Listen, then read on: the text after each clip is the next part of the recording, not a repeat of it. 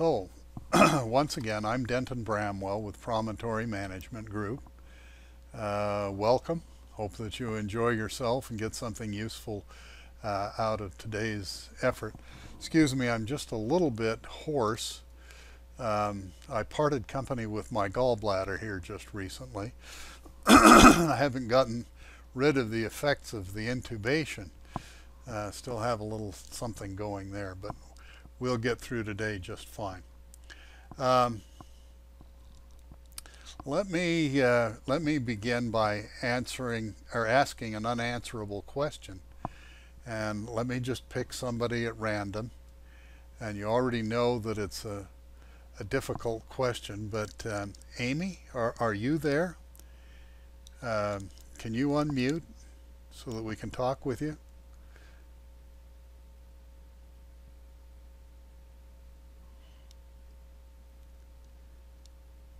Hello, Amy? Okay, you're there. Okay, so here's the impossible question for the day. Not sure what it makes, what it is that you make, but these devices get tension added to them. And yesterday your tension was 120. What decision should you make regarding tension?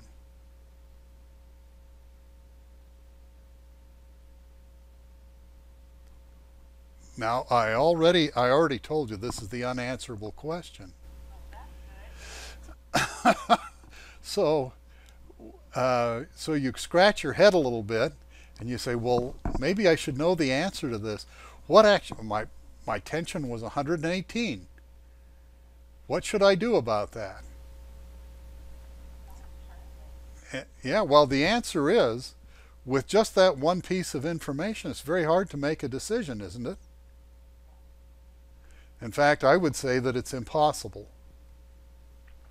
Here's a great truth that was taught to me by Don Wheeler, and that's this: data have no meaning apart from their context.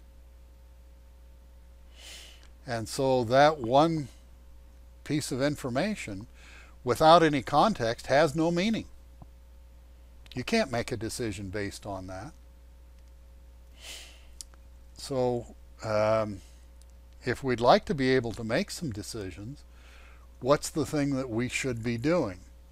We should be putting the data in context somehow. And there are two types of context that we can put it in. One, we can say, well,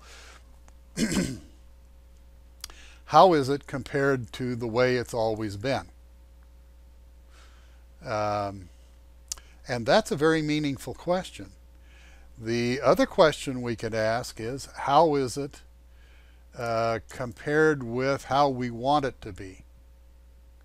If we want the tension to be 100, then maybe we should be taking some sort of action based on that 118.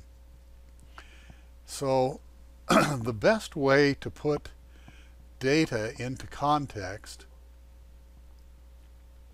is with a control chart, or what we usually call a process behavior chart. And some of you are very familiar with that, and some not so much. But basically what we do is we put our data in time series. And that is some of the best context that we can possibly have, to be able to put it in time series. Now we can start to answer the question, how is it compared with what it used to be? And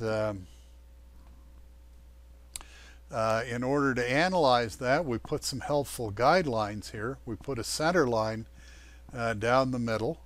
Usually we use the mean. We could as well use the median if we chose.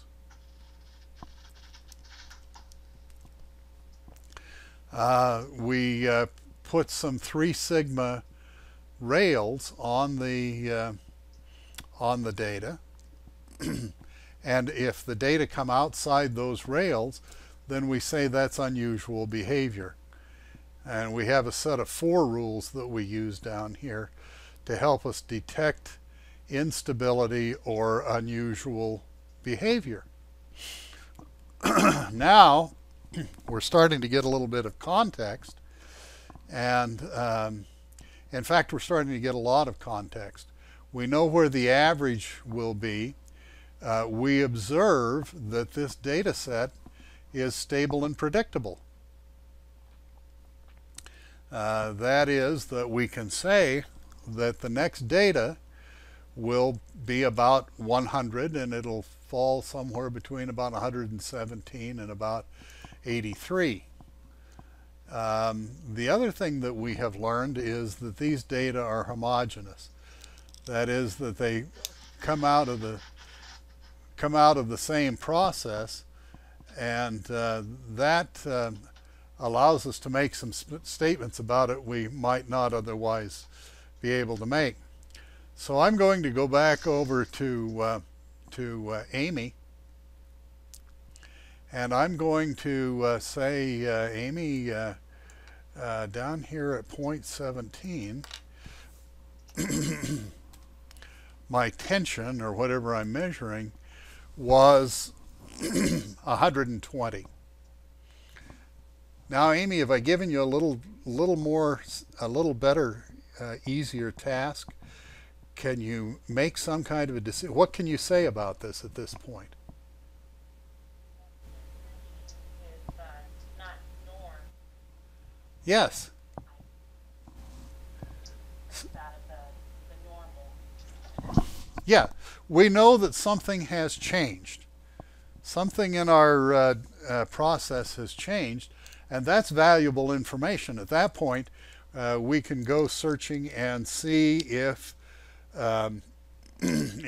Joe spat in the batch, or something like that, or somebody dropped a spanner in the works, because this is a nice, stable, and predictable set of data.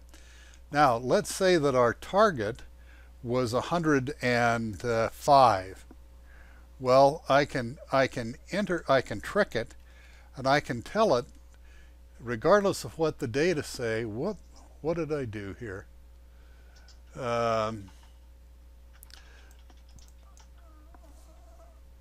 Let's try putting it in here where it belongs. Say that the mean, regardless of what the data say, the mean is 105. That's where I want it to be. So now I've set this center line at 105, and I start looking for fireworks here, and I'm getting rule violations. So if my target is to set it at 105, I can now answer that other question: am I where I want the process to be? The answer is no. I'm getting all kinds of rule violations through that say that we're not at 105. Oh, I've muted you. Dave got a phone call there. So I can see that. Well, what I want to use as an example is somebody that should have known better that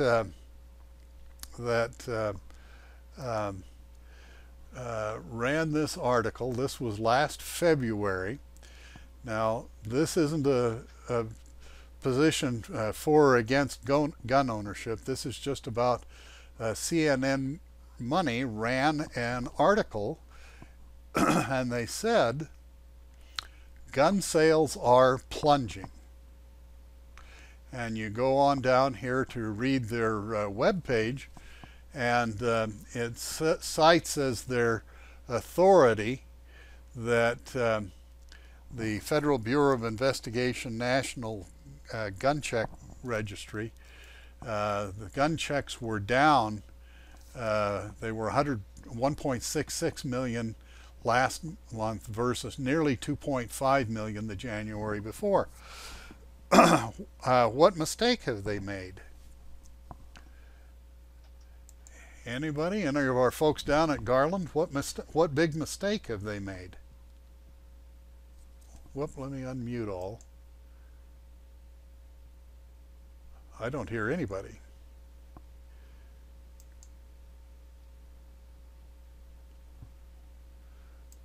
Well, we've lost our group here. Amy? All I can tell you is that it's just 2 points, right? Last year and this year. Yeah, yeah. Isn't that what they did? Isn't this almost like we did to Amy a minute ago? Amy, the data were 120. What are you going to do? And the answer is you can't really tell from just making a 2-point comparison like that. Here are the original data from the federal government, and they published the number of NICS checks that they did.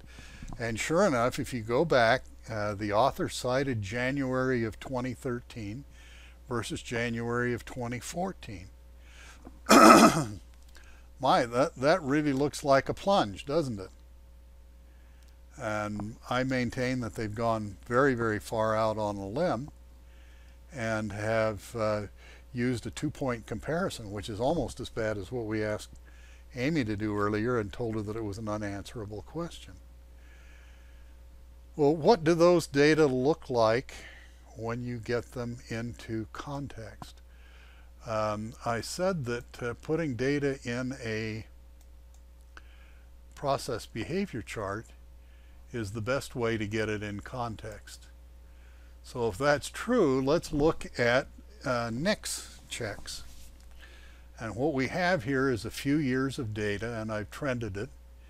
And we've got a nice steady trend. In fact, we would say that compared to that trend line, these data are stable and predictable. Well, something happened here. This is November of 2012. What happened? We had an election, and we had a fellow running for office that made it clear that he doesn't want excuse me, firearms in the hands of private individuals. A lot of people were afraid that they may not be able to get firearms, and so here's December, January, February, March, and here is the data we were comparing with. We were comparing this January right here with this January. And so when we put the data in context, what do we see? Dave Landis, let's go down and let you make a comment. what do With the exception of that one month there that we need to have a cause for, the data is actually trending on a predictable path. Yeah, and we had this great big huge bump here where everybody ran out and was buying semi-automatic rifles like crazy. And so here's this crazy high, never before preceded unusual data point or cluster of data.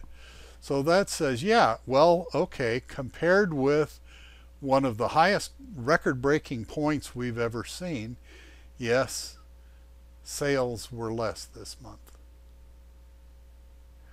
Now, my interpretation is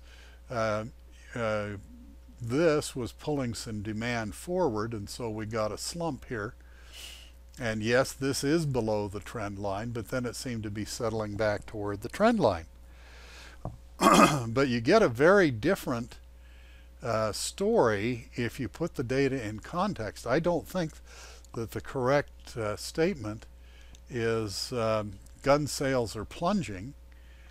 I think the correct statement is at this point is, as near as we can tell, gun sales are on their on their upward trend line. So I went through and pulled some fresh data, and here's what we look like for the last few months. This is this August. So I'm not sure what happened here. You know, the market is kind of a little bit of a yo-yo, and you get an echo. So I don't know. It could be that what we're getting is a little echo of this Big Bang here. But the headline still is gun sales are volatile but still trending upward.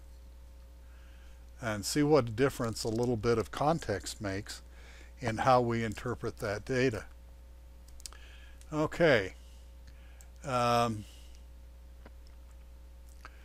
Let's see. Any comments from any of you? Questions so far?